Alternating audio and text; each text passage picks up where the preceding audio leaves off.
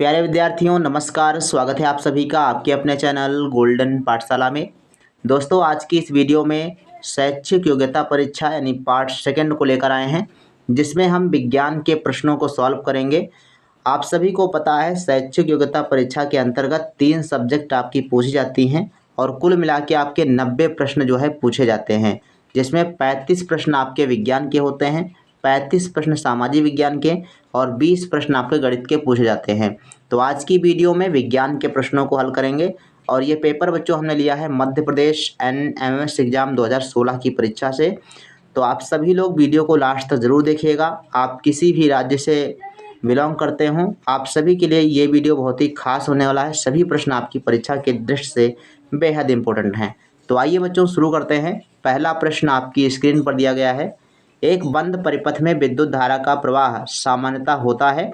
Options आपके पास दिए गए हैं, धन से ऋण विद्युताग्र की ओर, ऋण से धन विद्युताग्र की ओर, या धन से धन की ओर, या ऋण से ऋण विद्युताग्र की ओर। तो सही आंसर क्या हो जाएगा? आप सभी को अगर प्रश्नों के आंसर आते हैं तो आप कमेंट सेक्शन में ज़रूर लिखते हुए चलेंगे। तो आइए बच्चों देखते हैं, इसका सही आंसर बच्चों हो जाएगा ऑप्शन नंबर ए, धन से ऋण विद्युताग्र की ओर बंद परिपथ में धारा का प्रवाह होता है। इसके बाद जो नेक्स्ट प्रश्न है 2 नंबर, हम आप सभी को हिंदी वर्जन जो है दिखाते हैं ताकि आप सभी को थोड़ा सा बड़ा दिखाई दे। दूसरा प्रश्न आपकी स्क्रीन पर दिया गया है, सौर कुकर से लगभग कितना ताप प्राप्त किया जा सकता है। ऑप्शंस आपके पास दिए गए हैं और सही आंसर बच्चों हो जाएगा option number C, 100 degree centigrade से 120 डिग्री सेंटीग्रेड तक का तापमान प्राप्त किया जाता है। क्वेश्चन नंबर 3 है, पीतल किन धातुओं से मिलकर बनता है। ऑप्शंस आपके पास दिए गए हैं, तांबा और टिन, तांबा और जिंक, तांबा और मैग्नीज, तांबा और लोहा। तो पीतल जो है तांबा और जिंक से मिलकर बना होता है। ऑप्शन नंबर बी आपका राइट आंसर हो जाएगा। ये प्रश्न आपका यूपी, MP, बिहार, राजस्थान और कई राज्यों में पूछा गया है। इसके बाद नेक्स्ट क्वेश्चन है 4 नंबर, ध्वनि की प्रबलता किस पर निर्भर करती है। दोलन काल पर, आयाम पर, आवृत्ति पर, या तारत्व पर। तो ध्वनि की प्रबलता जो है उसके आयाम पर निर्भर करती है। ऑप्शन नंबर बी सही आंसर हो जाएगा। आप सभी लोग ईमानदारी से टेस्ट कीजिएगा, लास्ट में आप लोग कमेंट कीजिएगा कितने क्वेश्चन आपके सही हुए हैं। 5 नंबर प्रश्न है, अवतल लेंस द्वारा कैसा प्रतिबिंब बनता है। तो अवतल लेंस के द्वारा सदैव आभासी व सीधा प्रतिबिंब बनता है। पहला ऑप्शन ही इसका सही आंसर हो जाएगा। 6 नंबर बच्चों प्रश्न है, अनियमित अघुलनशील ठोस वस्तुओं का आयतन सामान्यतया किसके द्वारा मापा जाता है। तुला द्वारा, मापक बेलन द्वारा, ए व बी दोनों के द्वारा, या इनमें से कोई नहीं। तो लिखा है कि अनियमित और अघुलनशील ठोस वस्तुओं का आयतन कैसे मापा जाता है। तो इसका बच्चों सही आंसर है मापक बेलन द्वारा।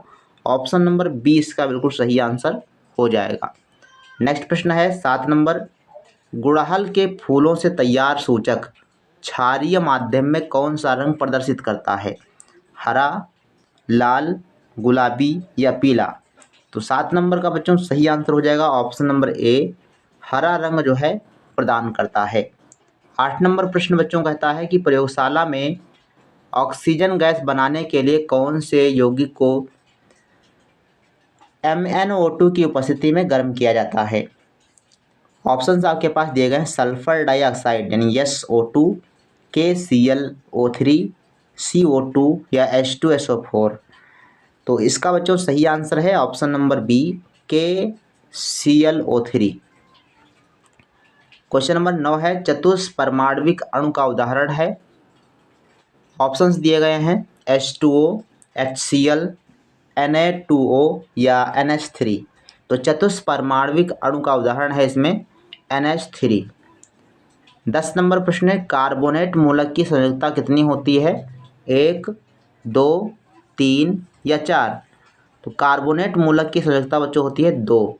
ऑप्शन नंबर बी इसका सही आंसर है। 11 नंबर प्रश्न है, धुआं किस तरह के मिश्रण का उदाहरण है। द्रव में द्रव, ठोस में ठोस, गैस में ठोस, या द्रव में ठोस। तो धुआं जो है ये गैस में ठोस का मिश्रण होता है। ऑप्शन नंबर सी आपका बिल्कुल सही आंसर हो जाएगा। नेक्स्ट प्रश्न है 12 नंबर, निम्न में से नील हरित शैवाल के लाभ कौन से हैं? जो नीले हरे शैवाल होते हैं उनका लाभ क्या है? सभी मिट्टी में नाइट्रोजन का स्थिरीकरण करते हैं, जैविक खाद का निर्माण करते हैं, या ए और बी दोनों, या इनमें से कोई नहीं।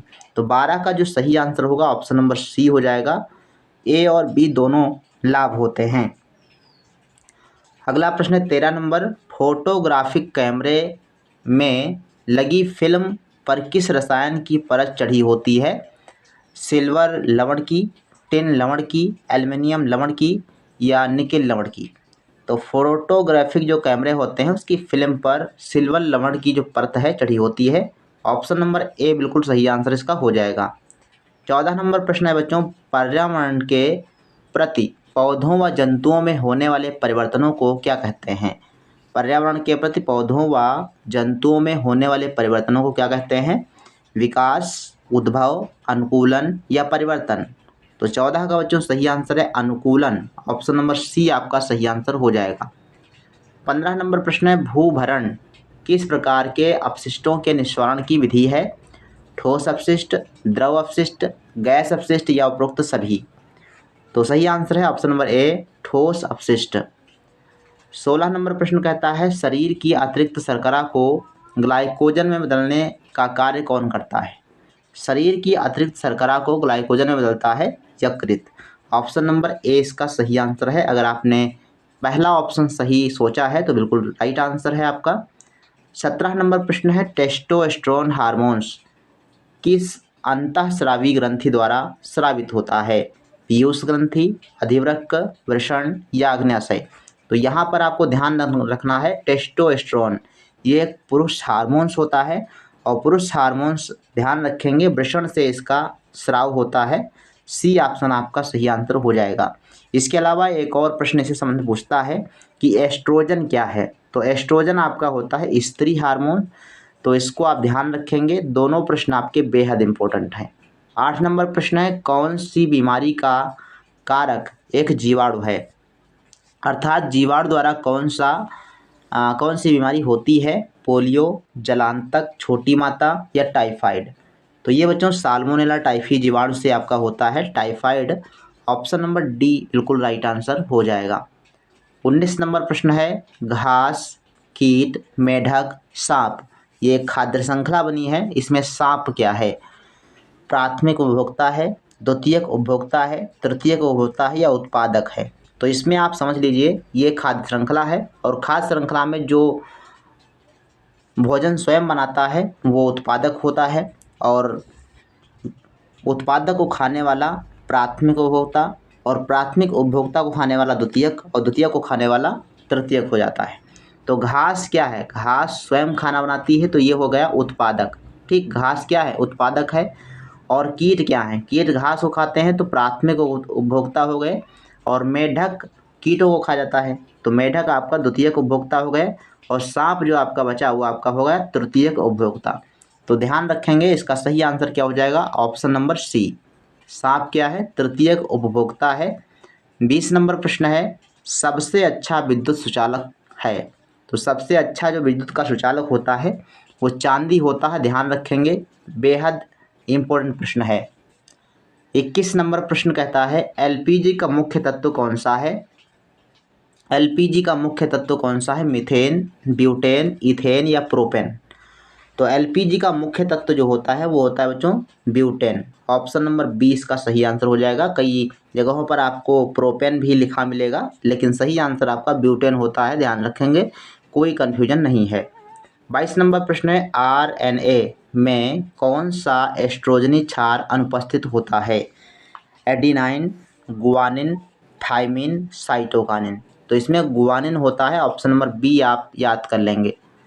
अगला प्रश्न है 23 नंबर, एक इलेक्ट्रॉन का द्रव्यमान कितना होता है? तो इलेक्ट्रॉन का द्रव्यमान आप याद कर लें, कापी पर नोट करके इसको याद करने का प्रयास करें।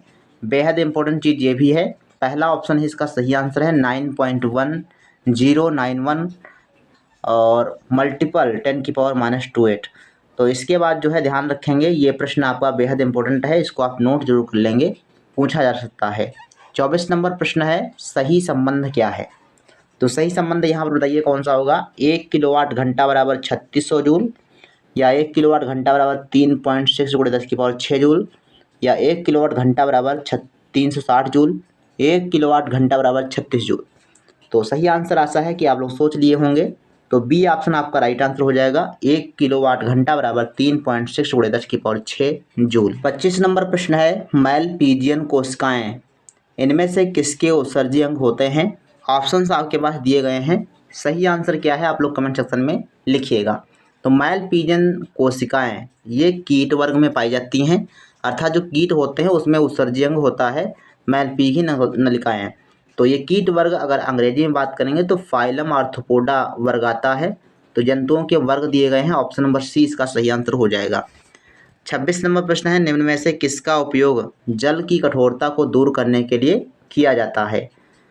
Calcium sulphate, calcium carbonate, sodium carbonate या मैग्नीशियम सल्फेट? तो सही आंसर है सोडियम कार्बोनेट, इसमें सी ऑप्शन सही आंसर आपका हो जाएगा Na2CO3। 27 नंबर प्रश्न है, कीटभक्षी पादप कीटों से क्या प्राप्त करते हैं?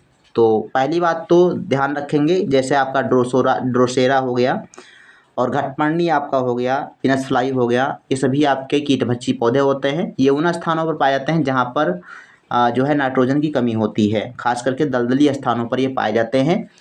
तो ये जो है कीटों से नाइट्रोजन प्राप्त करने के लिए उनका शिकार करते हैं, ऑप्शन नंबर बी इसका सही आंसर हो जाएगा।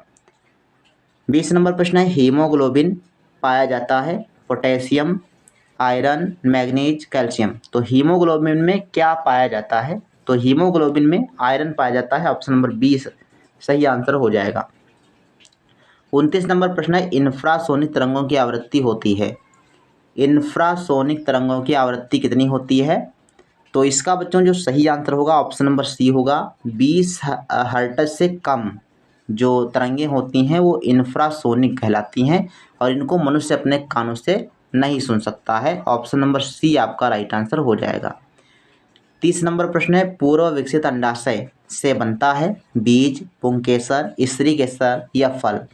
तो जो पूर्व विकसित का मतलब है कि पहले जो है अंडाशय था और बाद में क्या बना, तो बाद में बन जाएगा फल।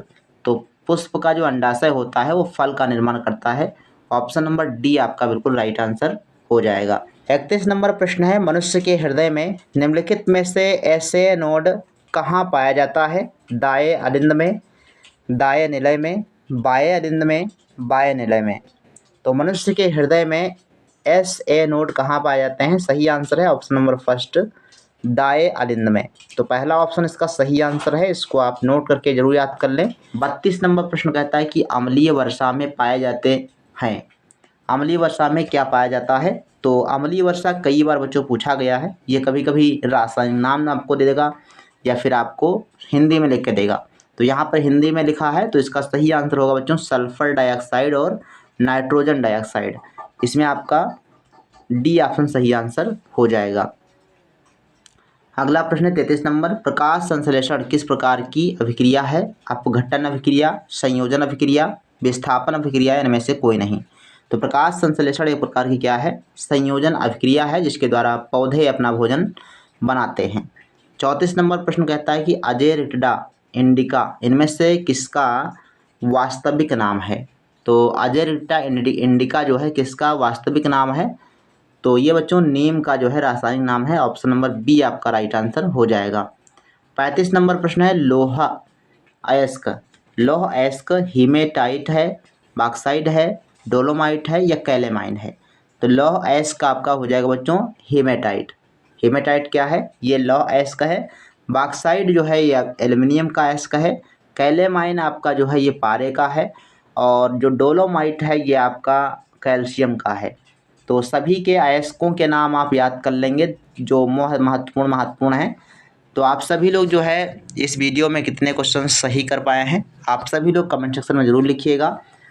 कल से आप सभी को रेगुलर क्लासेज होंगी, 3 क्लासेज आपको पर डे मिलेंगी, कम से कम 3 क्लास आपकी रहेंगी। तो आप सभी लोग चैनल के माध्यम से रेगुलर जुड़ने के लिए चैनल को सब्सक्राइब कीजिए और अपने दोस्तों के साथ वीडियो को शेयर कीजिए। मिलते हैं नेक्स्ट वीडियो में, तब तक के लिए धन्यवाद। जय हिंद, वंदे मातरम।